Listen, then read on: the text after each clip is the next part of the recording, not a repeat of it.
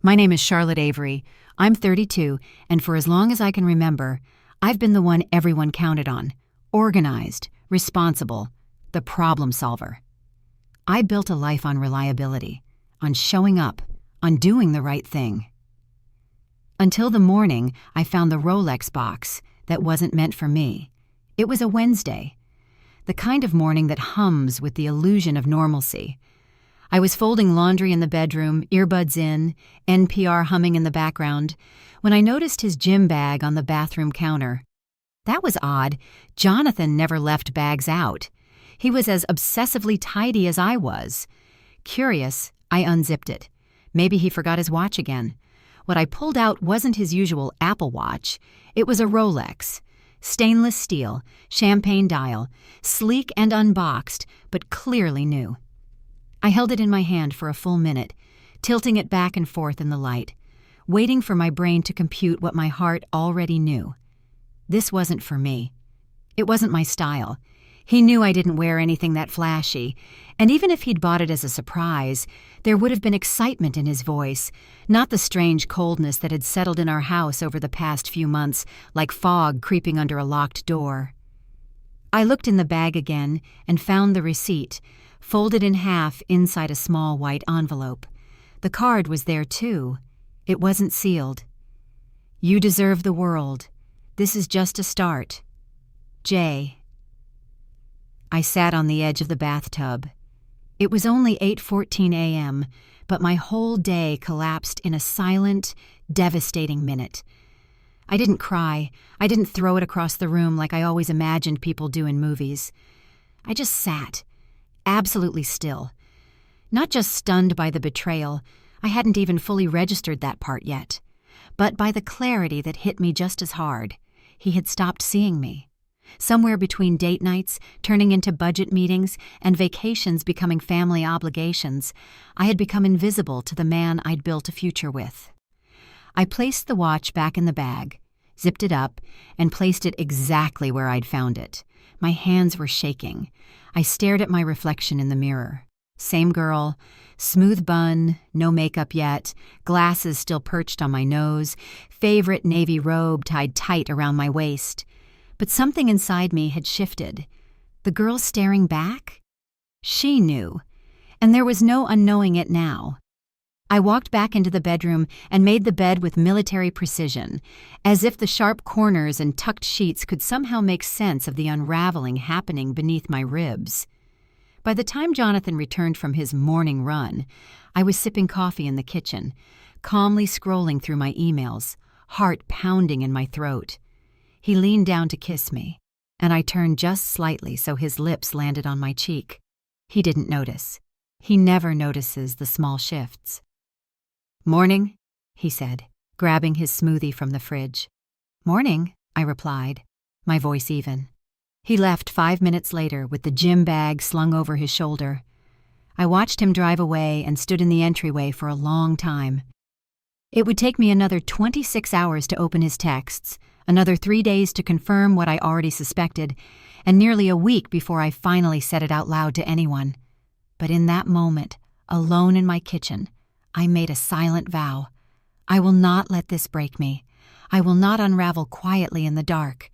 If he chose someone else, then I will choose myself, even if I don't yet know how.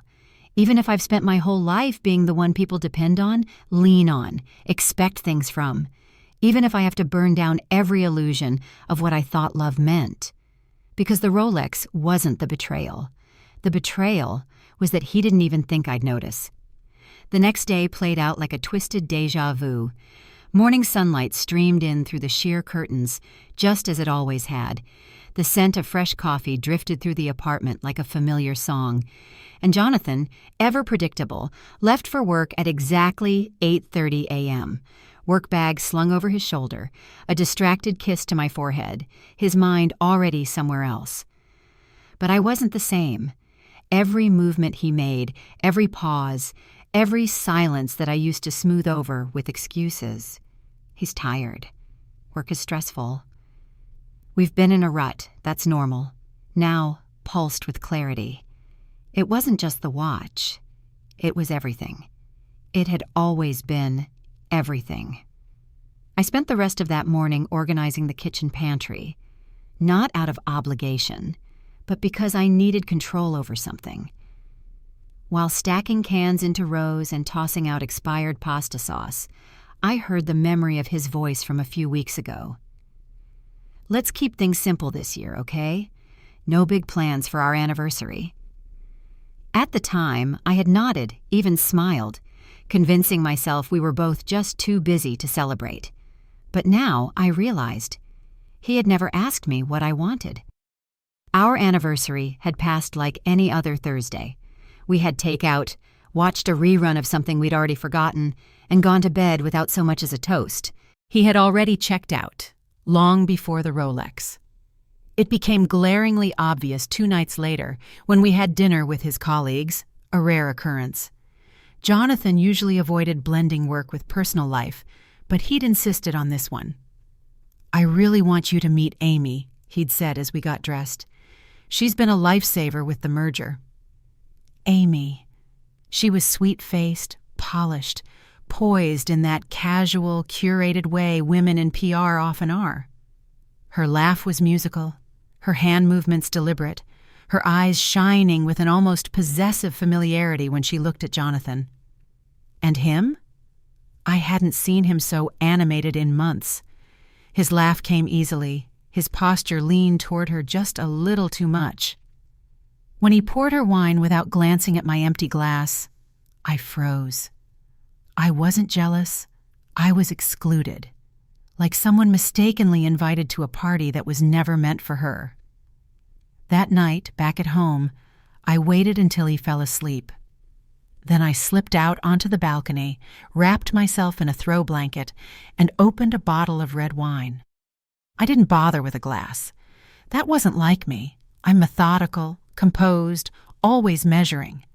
But I needed to break character, because this version of me, the one who stayed silent through being overlooked, was dying slowly. And I didn't want to die with her. I drank in silence, letting the wine warm my chest while the wind tangled my hair. My thoughts came without mercy. When did it begin? Was it a harmless message, a lingering look after a meeting, a laugh in the car on the way back from some corporate dinner, or had it started before, so much earlier than I wanted to believe? I remembered last Christmas. He'd forgotten my gift, said the shipping had been delayed, but nothing ever arrived. Or our anniversary weekend I'd planned at the cabin in Vermont. He'd canceled last minute because of a crisis at work. Or the day I got promoted. And his only response had been, "Of course you did, we all saw that coming." And every time I had swallowed the disappointment, defended him, told myself love wasn't always loud, that he was just different. But the truth was, I was always the one compensating, the one booking the dinner reservations, remembering his mother's birthday, organizing the Christmas cards, signing both our names. I made our life move forward. I made sure we looked happy. And I'd done it because I thought that's what good partners do. Until I realized I was doing it alone. A memory floated up, uninvited but searing. I was 10.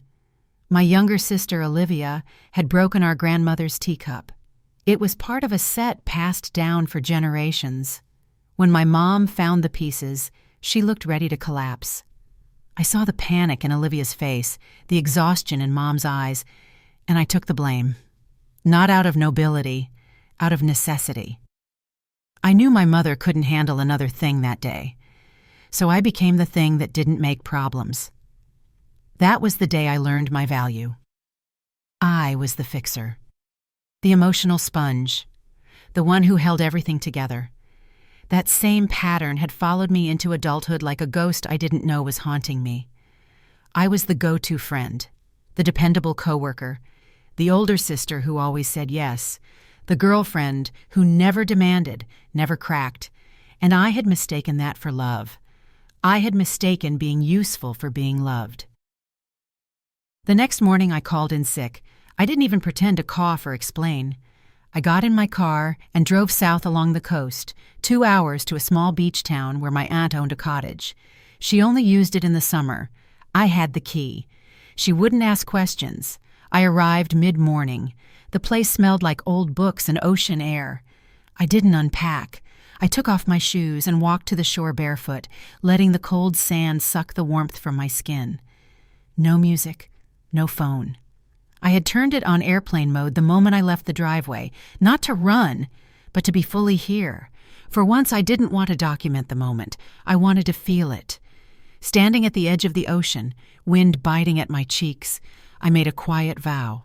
I will not live my life as a utility. I will not stay silent to keep someone else comfortable. I will not hold everything together if it means unraveling alone. Later that night, I bought myself a notebook, hardcover, cream pages. It felt sacred, somehow, like the first honest thing I'd done in years.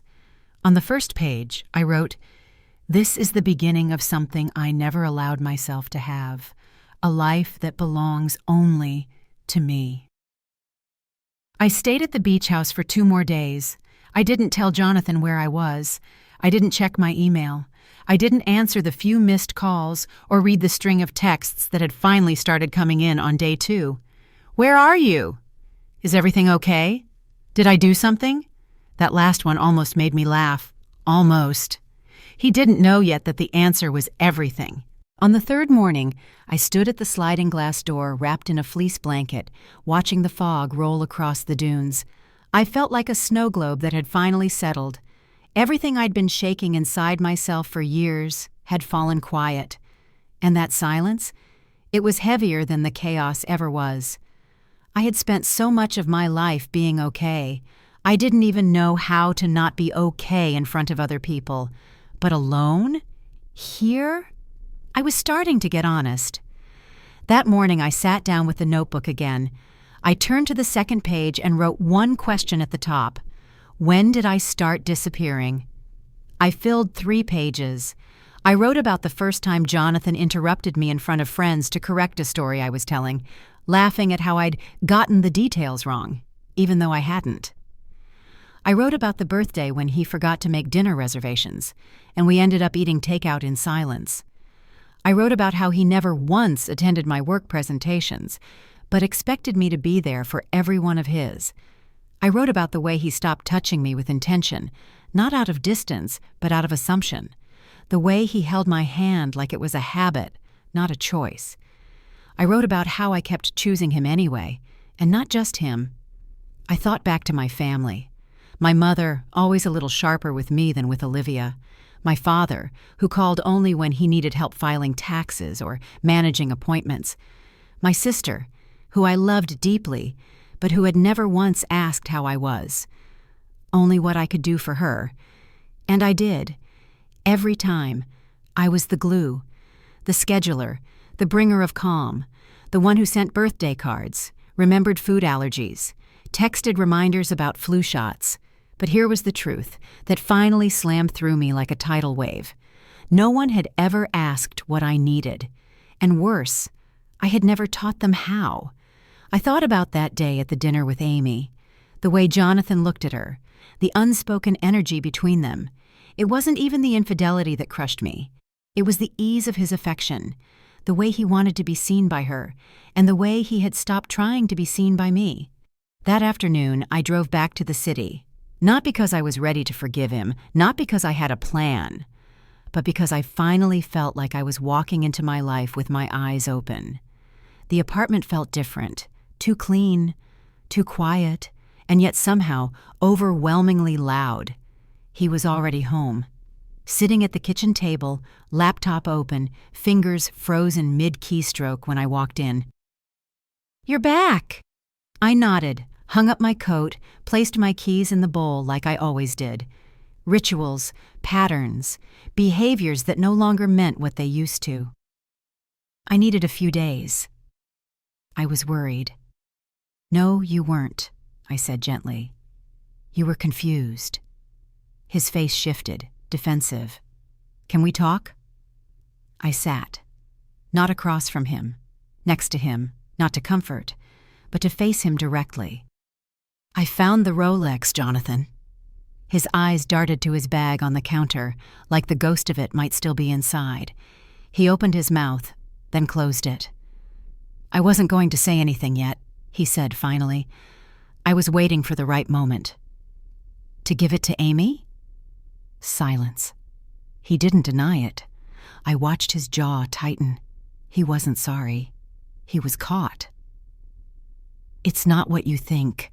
I raised a hand. "Don't insult me." He swallowed hard. "It's complicated." "No, it's actually very simple. You gave someone else what I gave you every day for the last 7 years. My time, my loyalty, my trust." He looked at me, really looked at me, for the first time in what felt like forever. "Why didn't you say anything?" That's what did it. That's what shattered me. I laughed, bitter, broken, disbelieving. "Say what, Jonathan? That I felt invisible? That I was tired of being the default? That you stopped seeing me? You could have told me." "I did, in all the ways that didn't use words. I planned every date night. I picked up your dry cleaning. I remembered your mother's favorite cake. I showed up every single day. But you didn't want a partner, Jonathan. You wanted a support system. And I played that role so well, you forgot it wasn't who I really was." He looked down at his hands, ashamed, or just cornered. I didn't care. I stood. "I'm not going to ask who she is or how long. I'm not going to yell. I'm not even angry. I'm just done." "Charlotte." "No." I met his gaze, calm but unshakable. "You stopped choosing me, so now I'm choosing me." I walked to the bedroom, pulled out the suitcase I hadn't unpacked, and began folding clothes. He didn't follow me, and maybe that's what hurt the most, that I was walking away, and he let me. I stayed in a hotel for the first few nights, not because I had nowhere else to go, but because I needed neutral ground, a place without history. Somewhere the walls didn't echo with old arguments or memories of Sunday morning pancakes, a place where I could relearn the sound of my own breathing. I didn't tell anyone where I was, not my coworkers, not my friends, and definitely not my family. But Olivia found me anyway. It started with a text on the 3rd day. "Hey, Jonathan called. Said you left. Are you okay?" I stared at the screen for 5 full minutes before answering. "I'm fine. Just need space." "Want company?" I hesitated. Olivia and I weren't the kind of sisters who told each other everything. Growing up, she was the wild one. Artsy, emotional, impulsive. I was the spreadsheet, the calendar, the fixer. She made messes. I cleaned them up. We loved each other, sure, but we didn't always see each other. Still, I typed, "Come by tomorrow. 11?" The next morning, she showed up right on time, coffee in one hand, croissant in the other, hair in a messy bun, sunglasses too big for her face. The Olivia I remembered, unapologetically herself. She looked at me for a long time before she said anything. "You look like hell," she said, walking into the room. "Thanks." She handed me the coffee. "You left him." "I did." She flopped onto the bed like she owned it. "Took you long enough." I blinked. "Excuse me?" She turned her head lazily toward me. "Charlotte, you've been holding that relationship together with Scotch tape and denial for at least 2 years.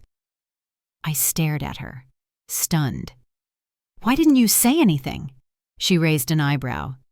"Would you have listened?" That question hurt more than I wanted to admit. She sat up.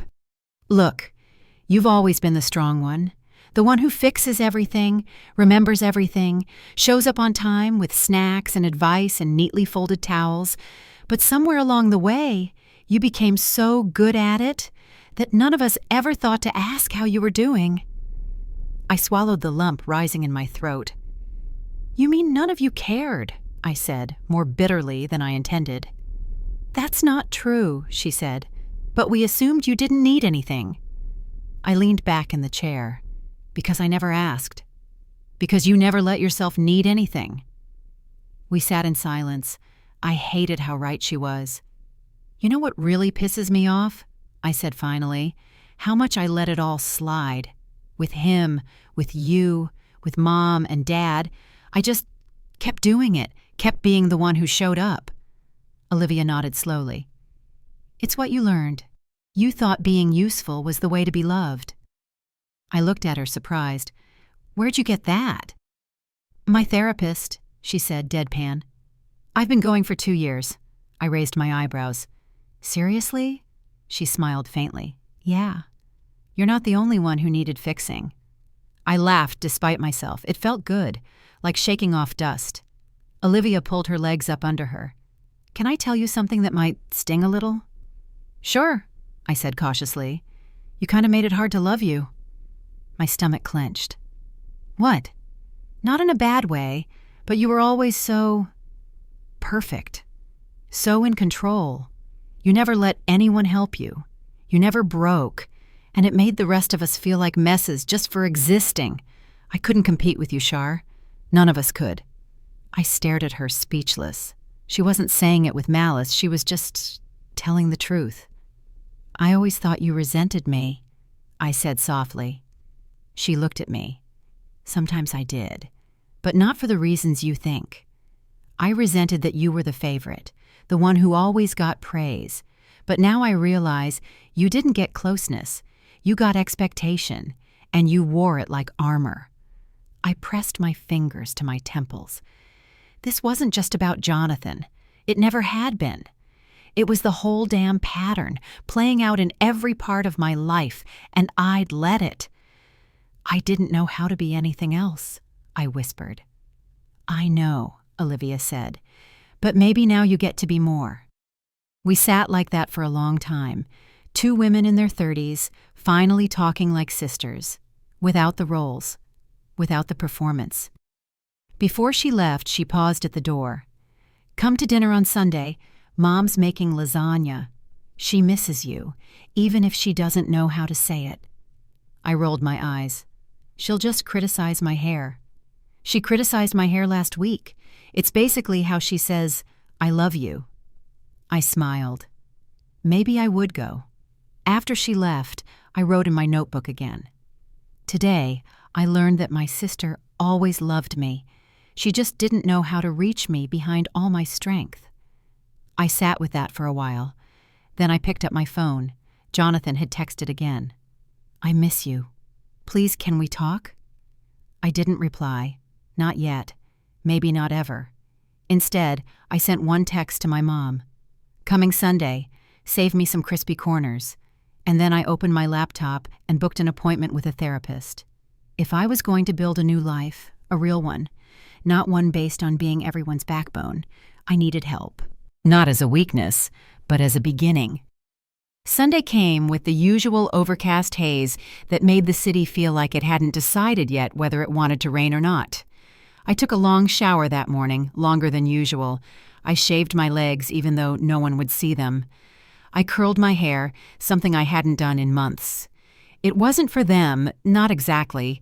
It was for the version of me that was trying to come back to life. I stopped by a bakery on the way and bought a lemon tart. My mother hated store-bought desserts, which is precisely why I brought it. A tiny rebellion, a quiet way of saying, I'm not here to perform. When I arrived, Olivia opened the door. You're early. Mom's still swearing at the oven. Perfect, I said, stepping inside.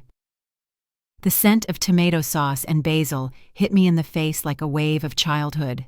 Everything looked the same. Framed cross-stitch sayings on the wall, slightly faded furniture, the faint sound of Sinatra on the radio. The house hadn't changed in a decade, but I had. Charlotte, my mother said, walking out of the kitchen with a wooden spoon in one hand and a dish rag in the other. You look tired. There it was, the maternal greeting I had braced myself for. Good to see you too, Mom. She tilted her head as if debating whether to add more. Then she smiled, tight and brief, but still, a smile. You cut your hair. I hadn't, but I let it go. Dinner was a slow dance of habit and friction. My father asked about work. I gave vague answers. Olivia filled in silences with funny stories from her job at the design studio. My mother nitpicked the garlic bread. My father asked why Jonathan wasn't with me. I left him, I said simply, reaching for the salad. The table fell silent. Olivia froze mid-bite. My mother looked at me, eyes narrowing. You what? I left him, I repeated calmly. We broke up. Why? She asked, like I'd just thrown away a winning lottery ticket. I looked up at her.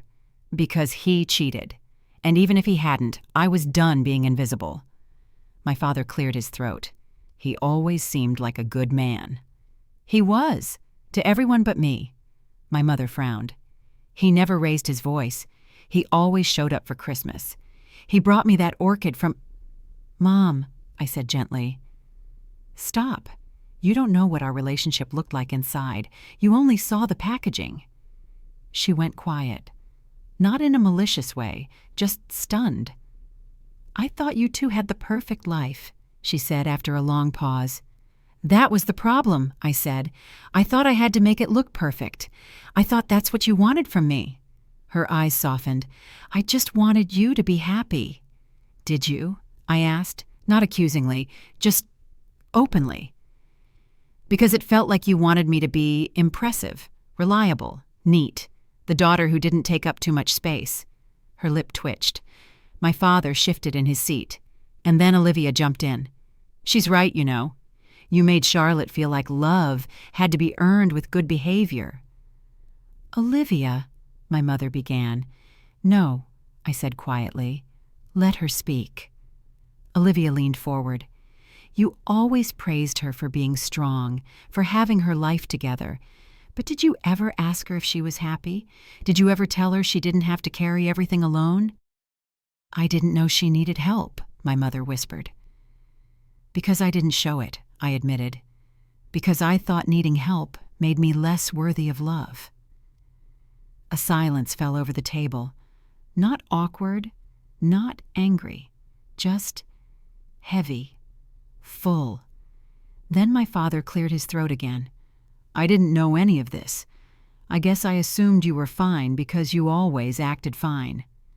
I got very good at it, I said, half smiling. My mother looked down at her plate. I didn't mean to make you feel that way. I know. She glanced up at me. You were the one we didn't worry about. That doesn't mean I didn't need you. Her eyes filled with something I hadn't seen in years. Regret and softness. I don't know how to fix that, she said quietly. I exhaled. You don't have to fix it.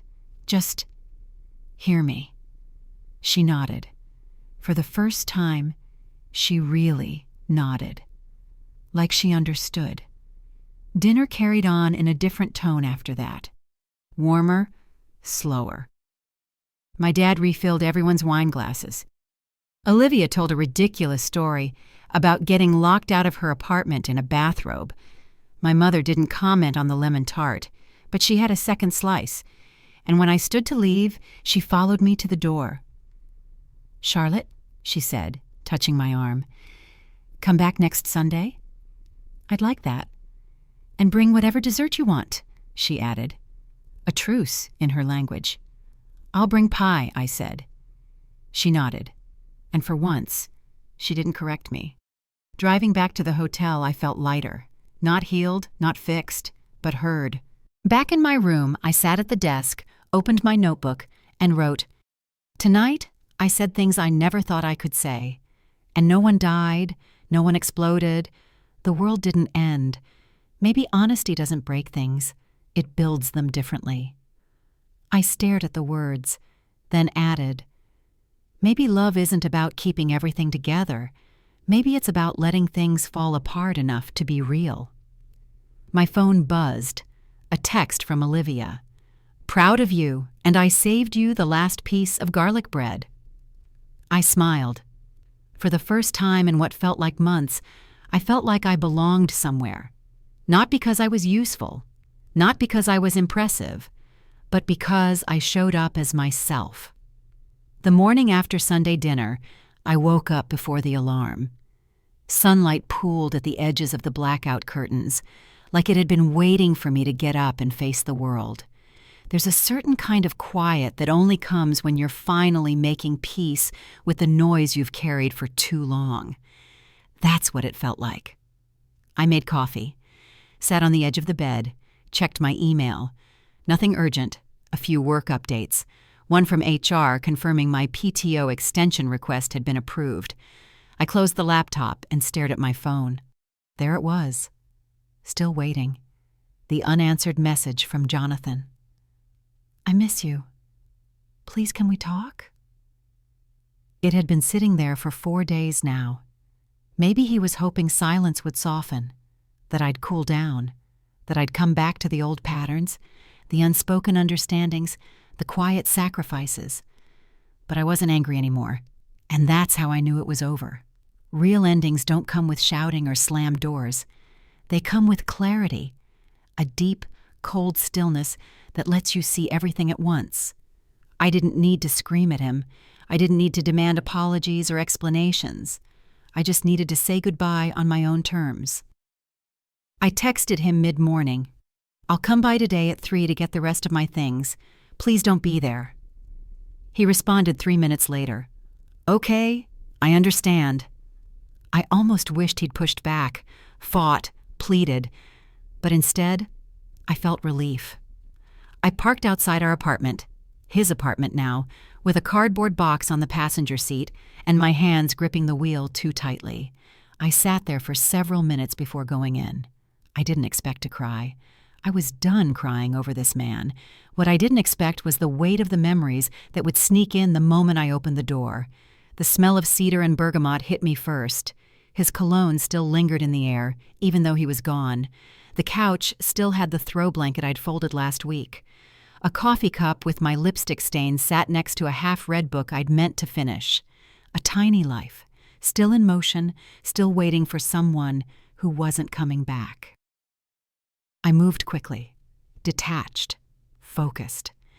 I grabbed the things that mattered most, the framed photo of me and Olivia on our trip to Barcelona, the recipe book from my grandmother, a few sweaters, my journals, the plant I'd nursed back to life after nearly killing it last winter, my life condensed into 2 boxes and a carry-on suitcase.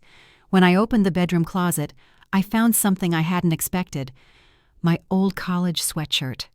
It was faded, frayed at the sleeves, smelled faintly of lavender. I'd thought I'd lost it years ago, but here it was, shoved behind a row of Jonathan's starched button-downs. I pulled it on. It still fit.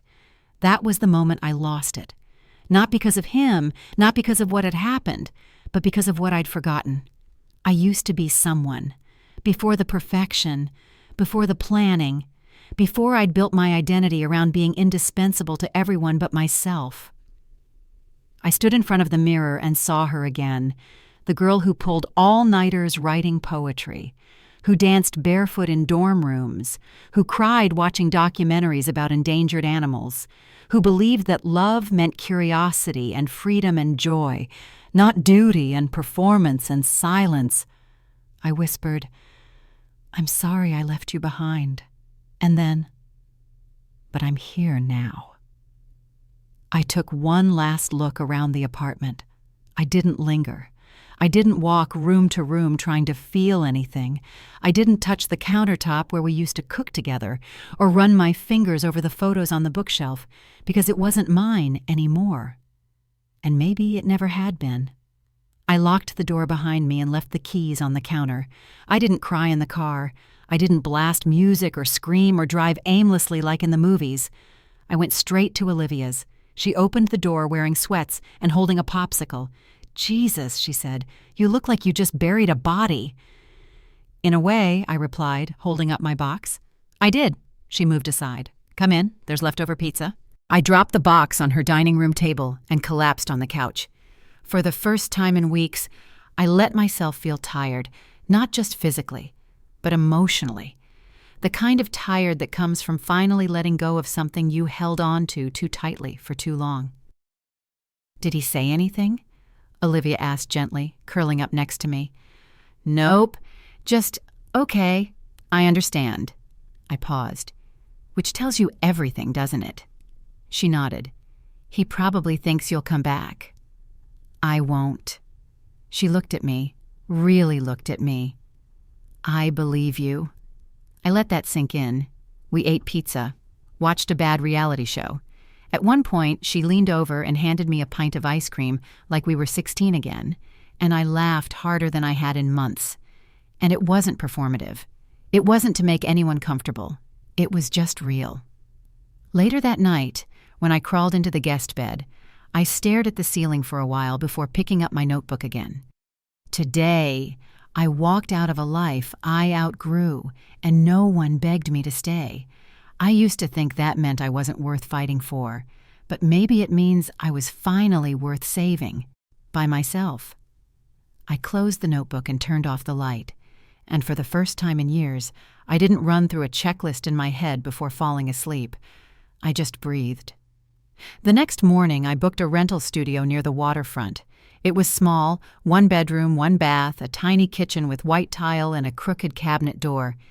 But it had light, and silence, and possibility. I put down the deposit without blinking. I wasn't starting over. I was finally starting. The first morning in the new apartment, I woke up to sunlight stretching across the hardwood floors, catching dust motes like little floating reminders that I was alone. And that alone didn't mean lonely. The air was still, quiet. It didn't smell like him anymore. It didn't smell like anyone. It smelled like paint and lemon floor cleaner and freedom. I walked barefoot to the kitchen. The fridge was still mostly empty except for a bottle of oat milk, half a carton of eggs, and a tub of hummus. It would have horrified my mother.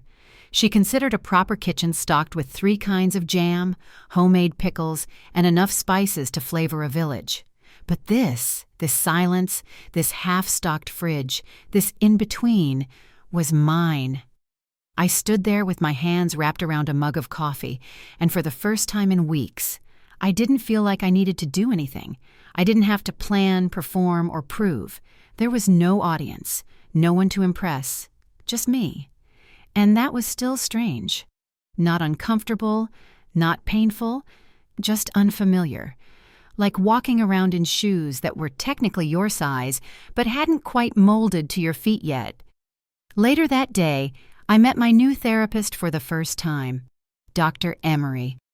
Mid-40s, clear-eyed, firm-voiced. Her office was decorated in neutrals and soft lighting, the walls filled with framed quotes that managed to avoid sounding cliché. I appreciated that. She asked me the standard questions: background, history, trauma, and then, near the end of our session, she asked, "What do you want?" The question landed like a rock in my chest. Not what do you need? What do you want? And I didn't know how to answer. Not really. I blinked at her, fingers twitching against the armrest of the chair. I don't think I've asked myself that in a very long time. Then that's where we'll begin, she said with a gentle nod. I wrote it in my notebook as soon as I got home. What do I want? Not what would make others happy, not what would look good on paper, not what would be impressive at dinner parties or comforting to my parents or reassuring to Jonathan. Just me, what I want. That question lingered in my thoughts for days. It followed me into the grocery store, whispered itself while I cooked scrambled eggs, echoed in my head while I folded laundry in my new little space. It came back strongest while I was standing in front of my bathroom mirror, late one night, after brushing my teeth. I saw her again. That girl, the one in the college sweatshirt, the one who used to write poetry at 3 a.m., who once painted her walls purple and dyed her hair dark red because she wanted to feel something new. The girl who cried easily and laughed loudly and didn't worry about being too much. She had gone missing somewhere in my 20s. I had buried her beneath polished resumes, careful words, perfectly hosted brunches, and an image of stability that didn't leave room for spontaneity or softness. I pressed my fingertips to the mirror as if I could reach her. I want her back, I whispered. The next day, I skipped the gym and took a long walk to the bookstore instead. Not for self-help, not for productivity. I wandered to the poetry section. I hadn't read poetry in years. I picked up a thin volume by a poet I'd never heard of and flipped it open. One line hit me like a punch in the ribs. I was always the glass, never the hand that got to drop it. I bought the book on the spot. That night, I read every page and cried, not from sadness, but from recognition. It felt like meeting someone who had spoken a truth I hadn't yet admitted to myself. I had spent so much of my life not breaking, holding everything together, being the strong one, the planner, the emotional backbone. But I'd never let myself be the person who falls apart, who drops the glass, who shatters and doesn't apologize for the sound. And I wanted that now. Not the pain, but the permission. A week later, I went back to my parents' house for Sunday dinner. My mother opened the door and looked me up and down. Then, to my absolute shock, she said nothing. No commentary on my outfit or my hair. Just, "You're early, come in." Olivia was already there, barefoot, dancing in the kitchen to Fleetwood Mac while slicing zucchini. She winked at me, tossed me a glass of wine, and said, "We're doing veggie lasagna this time. I'm converting Mom." My mother, from the dining table, muttered, "I said trying to convert me." I laughed. We talked. We ate. And toward the end of dinner, my father asked, cautiously, "How are you doing?" I paused. This time I didn't say fine. I didn't default to the safe answer. "I'm rebuilding," I said. He nodded. "Takes time." "I know, but I'm not rushing it." I looked around the table. I'm not rushing anything anymore. For a long moment, no one said anything. Then my mother reached across the table and squeezed my hand. I don't remember the last time she did that. Later that night, I sat on the windowsill of my studio apartment, watching the lights flicker across the harbor. My phone buzzed with a message from a friend I hadn't heard from in months. Someone I used to call only when I needed advice or a task done, a Charlotte type. "I saw your name pop up and just wanted to say I'm thinking of you. Hope you're doing okay." I thought about ignoring it, but then I typed back, "Thanks. I'm doing something better than okay. I'm learning who I am when I'm not trying to be useful." And that was true. I wasn't trying to be impressive, or selfless, or heroic. I was trying to be real, flawed, unpolished, whole. I picked up my notebook, wrote one final line for the night. Maybe the strongest thing I've ever done is let myself not be strong. I closed the book and sat with that, and for the first time in a very long time, I didn't feel the need to solve anything. I just breathed. It's strange how you can go so long without truly knowing yourself. You get used to routines, to roles, to carefully built structures. I had lived most of my adult life inside blueprints, ones I'd drawn myself. Be dependable, be calm, don't make waves, give more than you take. That was the way to be loved, or so I thought. But in the quiet of my new life, I started seeing the edges of what I'd given up, and more importantly, what I had never even asked for. It started with something small. I bought the wrong coffee. I had always brewed Jonathan's favorite. Dark roast, extra bold, bitter enough to wake the dead. I didn't like it, but I drank it, because it was convenient and it kept things easy. But that morning at the grocery store, I wandered past the shelves and stopped in front of a lavender bag labeled Vanilla Almond Medium Roast. The packaging was ridiculous. Pastel swirls and quotes about being your brightest self. But I bought it. And when I brewed it the next morning, I cried into the first sip. It wasn't just coffee. It was a taste I chose for me. It was small, but real. It reminded me of something Dr. Emery had said during our last session. "You're grieving," she said, "but not just the relationship. You're grieving the version of yourself that was built to survive it." That landed hard. Because she was right. I wasn't just mourning what I had with Jonathan. I was mourning the girl who believed that sacrifice was synonymous with love. The one who smiled through unmet needs and kept her voice small enough not to make anyone uncomfortable. That girl had helped me survive, but she couldn't help me live. I started making space for things I hadn't allowed myself before. I signed up for a ceramics class on Tuesday nights. I was the worst in the room. My bowls looked like melted hats, but I loved it.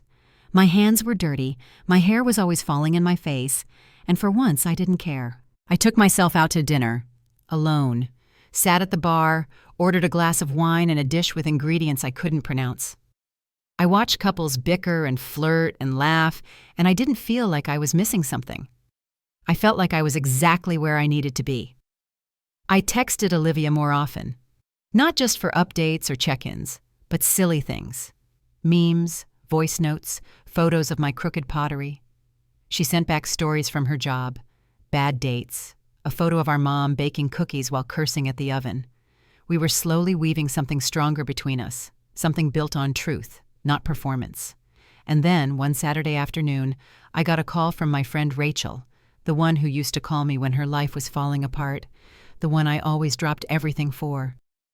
"Can you talk?" she asked. "I'm a mess." I almost said yes. It was reflex, but I paused, looked around at my laundry half done, my dishes stacked in the sink, my journal still open on the table. "I love you," I said gently, "but I'm not in a place to hold anything big right now. Can we talk tomorrow?" There was silence. Then a soft, surprised laugh. "You've changed." "I know. I like it." That moment felt like crossing a threshold. I hadn't abandoned her. I hadn't become selfish. I had just chosen myself, without guilt, without explanation. And I realized something. Boundaries are not walls. They're invitations to authenticity. They say, "This is where I end and you begin. And I trust you enough to let that be real." One evening, I visited my old neighborhood. I walked past the building where Jonathan and I had lived, just once, to see if I felt anything. I didn't. Not bitterness, not nostalgia, just distance. It felt like walking past a version of myself that no longer fit. Like looking through glass at a scene I used to star in, but didn't need to reenact. Across the street, there was a florist I'd always loved, but never went into. Jonathan thought fresh flowers were a waste of money, so I'd stopped buying them. That day, I walked in. The shop was humid and fragrant, filled with the soft rustle of leaves and quiet music playing somewhere in the back. I wandered between the displays, letting my fingertips brush against petals. I bought a bouquet of peonies, eucalyptus, and soft pink ranunculus. I brought them home and placed them in the center of my kitchen table. They didn't match anything. They didn't serve a purpose. They just made me happy. That night, I had a dream. I was in our old apartment, except everything was out of place. The couch was in the kitchen. The bed was on the balcony. I wandered from room to room, trying to find something I'd lost. I opened drawers, lifted rugs, tore open boxes, and then I found her, me, at 21, barefoot, wearing paint-stained jeans and a messy braid, curled up in a corner reading a book of poetry. She looked up at me and smiled. "Hey," she said. I knelt down beside her. "I forgot about you," I whispered. "I waited," she replied. I woke up crying, not out of sadness, out of relief. The next day, I wrote in my notebook, "It's not about reinventing myself. It's about returning to the version of me who existed before the world told her how to be." Later, I made tea, sat by the window, read a few pages of poetry.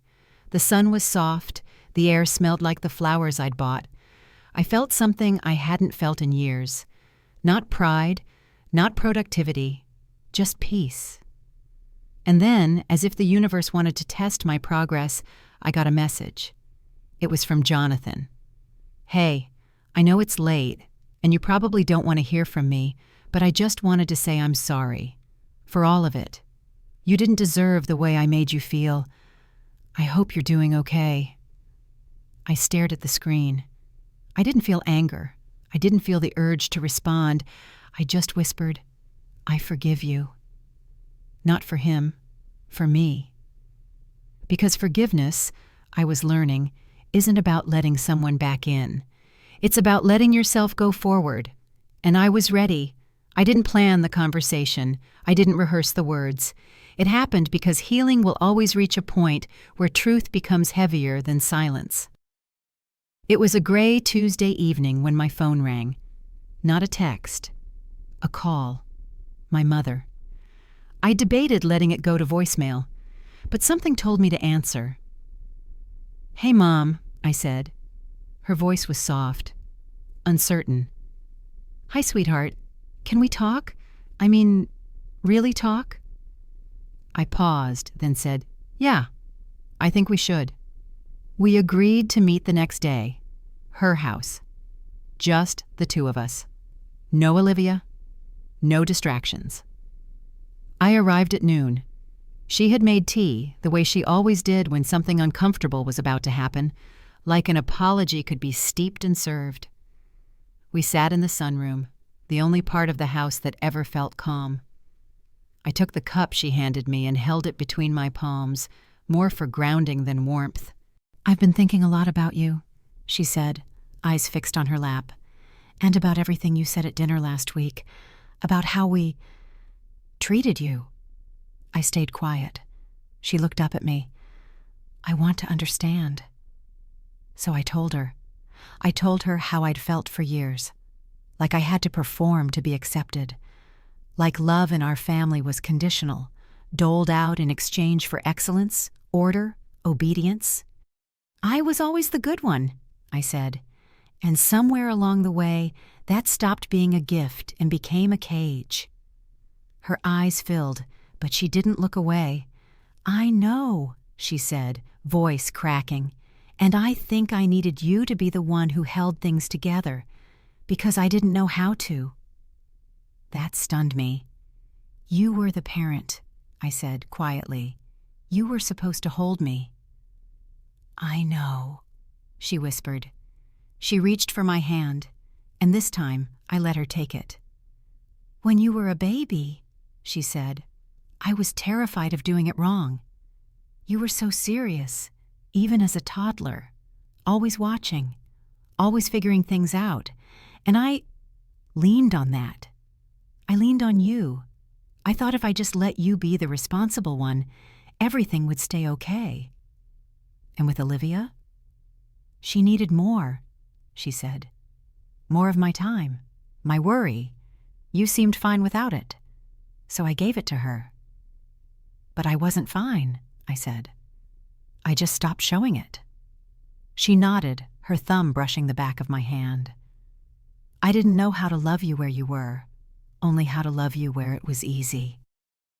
It was one of the most painful things I'd ever heard, and also one of the most healing. Not an excuse, just a truth, finally spoken. "I don't want that for us anymore," she added. "I want to learn how to show up for you now, however late, however imperfect." I felt a tear slide down my cheek. I didn't wipe it away. "Then we have to start fresh," I said. She nodded. "I can't be the glue anymore," I continued. "I can't be the peacekeeper or the one who carries the emotional weight for everyone else. If I come back into this family, I need it to be real, honest, equal." She didn't hesitate. "Then that's what we'll do." And for the first time in my life, I believed her. 2 days later, Olivia invited me over, just her, no parents, no drama. I brought wine. She ordered Thai. "I heard about the tea talk," she said, smirking as she scooped rice onto her plate. "Yeah," I said, leaning back on the couch. "It was big." She told me, said she cried for like an hour after. I nodded. "I think we both did." Olivia studied me. "You're different." I shrugged. "Maybe I'm just finally the same." She tilted her head. "What do you mean?" "I think I've been pretending for so long, pretending to be fine, to be perfect, to be the together one, that I forgot who I was before all that. She smiled. I like this version of you. I like her too, I said. She's honest. She says no now. She buys overpriced flowers and bad coffee and doesn't care if someone else thinks it's stupid. We clinked glasses. Cheers to bad coffee and new beginnings, Olivia said. Cheers. That weekend, we had a family dinner. All of us. Even Dad, who usually stayed quiet during the emotional stuff. But this time, he spoke. He cleared his throat at the table and said, I know I haven't always shown it, but I'm proud of you. Both of you. Olivia raised an eyebrow. Who are you and what have you done with our father? He chuckled. I mean it. Watching you grow into yourselves, it's teaching me too. And just like that, the atmosphere changed. The conversation that followed wasn't perfect. There were still awkward pauses, habits that would take time to unlearn. But there was also listening. Eye contact. Laughter that didn't feel forced. A family beginning again. After dinner, Mom brought out dessert. A pie. Store-bought. I didn't have time to bake, she said, a little sheepish. Olivia and I looked at each other and laughed. That's okay, I said. It's not about the pie. And we all knew what I meant. Later that night, in my apartment, I opened my journal again. The confrontation I feared most didn't destroy us. It freed us. Honesty is a risk. But silence is a guarantee of more pain. I'd rather shake the ground than live on a tightrope forever. I closed the book, my heart feeling fuller than it had in years. I hadn't just left Jonathan. I'd left the version of myself who believed love was something you had to earn, and in her place a woman was returning. Whole, soft, strong. Healing, I've learned, is rarely cinematic. It doesn't come with swelling background music or some triumphant walk into the sunset. It's more like washing dishes, folding laundry, making the hard call, and sitting in the silence after. It's showing up to your life day after day with gentleness instead of resentment. That's what this chapter of my life has been about. The soft work of repair. Repairing my relationship with myself, repairing my relationship with my family, and learning how to live without pretending. 3 weeks after that dinner, my mother invited me to help her reorganize the attic. I almost said no. Not because I didn't want to help, but because for once, I wanted to choose myself before automatically saying yes. I told her I'd come, but only after lunch, and only if we could go at a slow pace. She didn't push. That felt new. When I arrived, she already had boxes pulled down and spread across the floor. This, she said, lifting a dusty lid, is your entire third-grade artwork portfolio.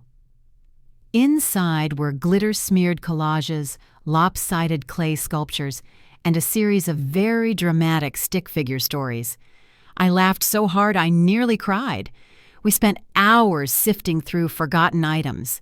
At one point, she handed me an envelope. This was in your dad's drawer. I think it's a letter you wrote to yourself. Senior year. I opened it slowly. The handwriting was shaky, but definitely mine.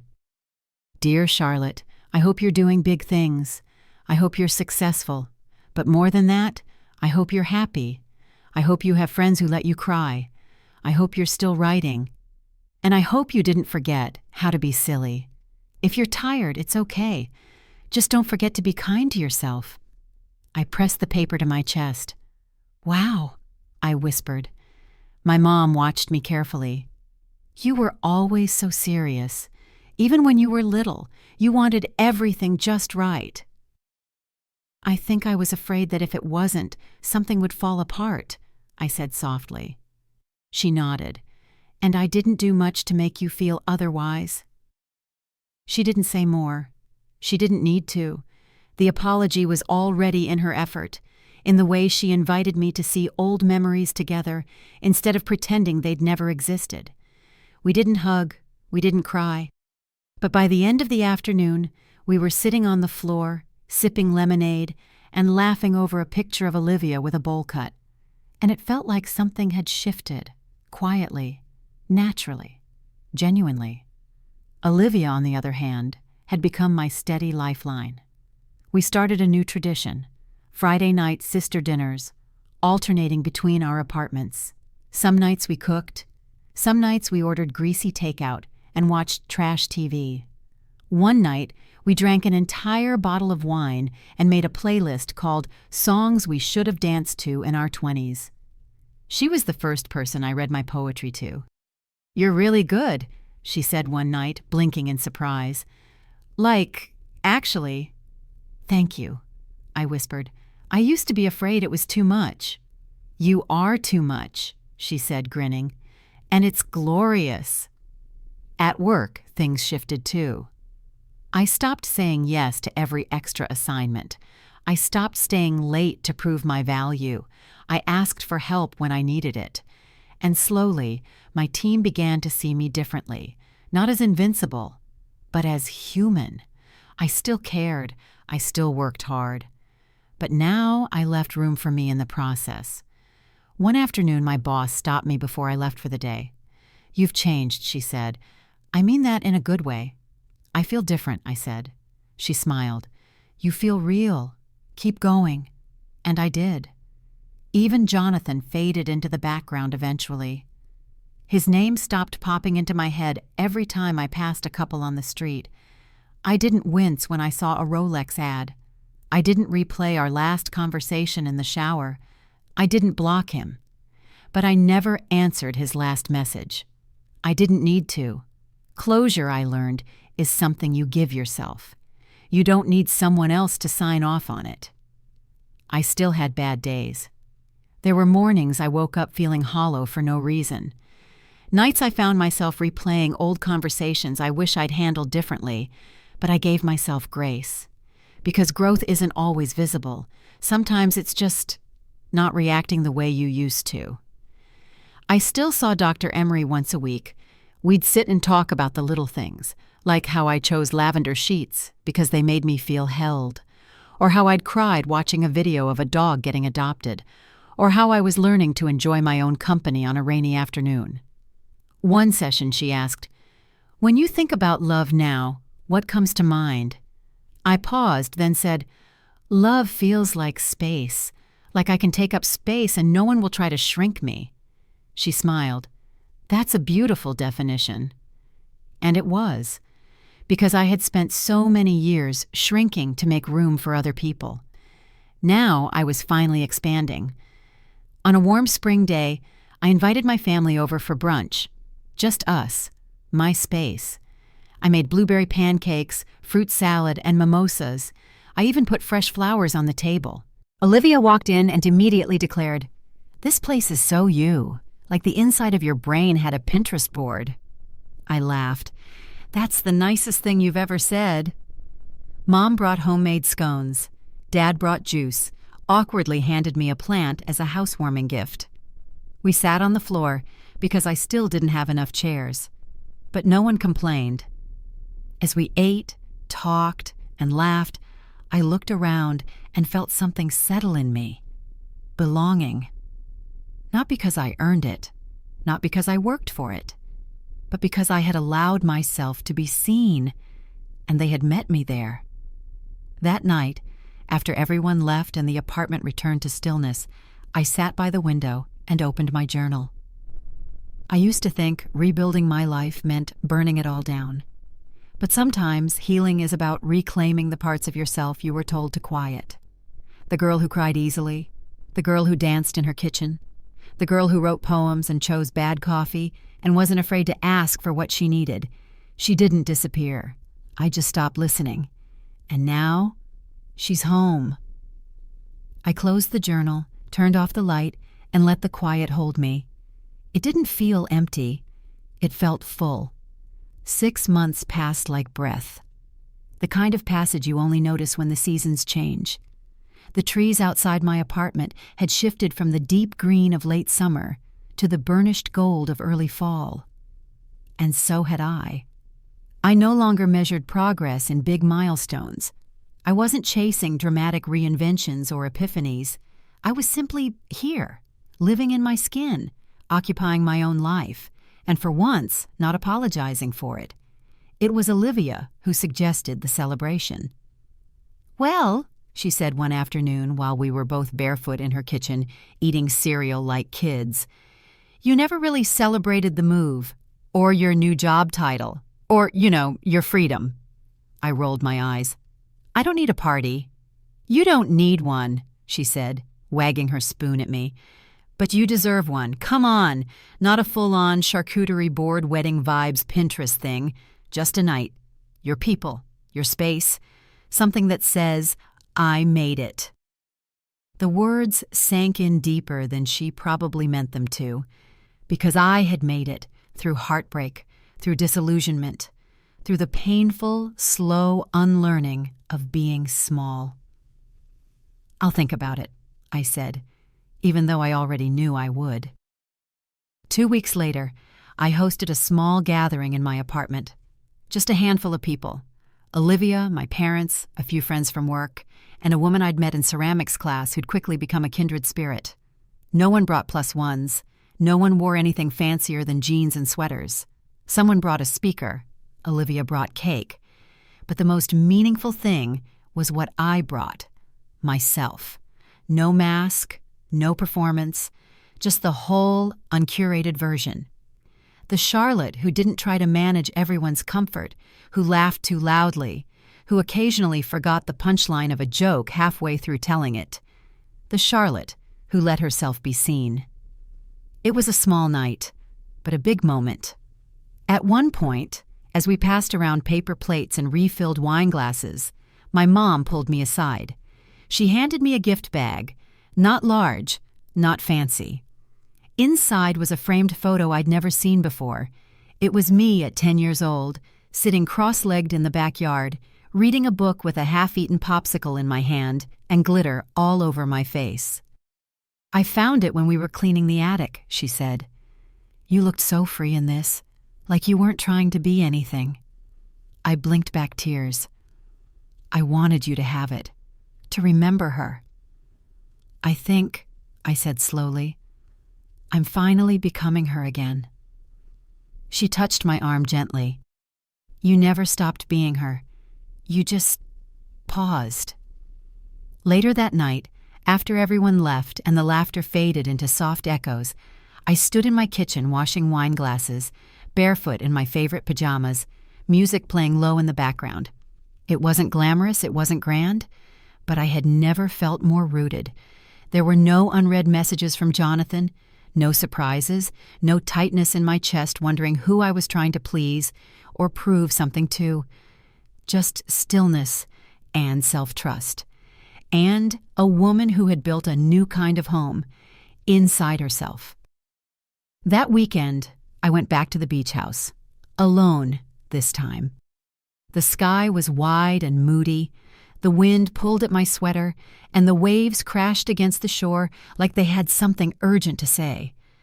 I walked with my hands in my pockets, toes sinking into wet sand. I thought about the version of me who had driven here 6 months ago, shattered and barely breathing. And I whispered a thank you to her for leaving, for choosing herself when it would have been easier to stay. She wasn't broken. She was brave. I sat down on a weathered log and pulled out my journal.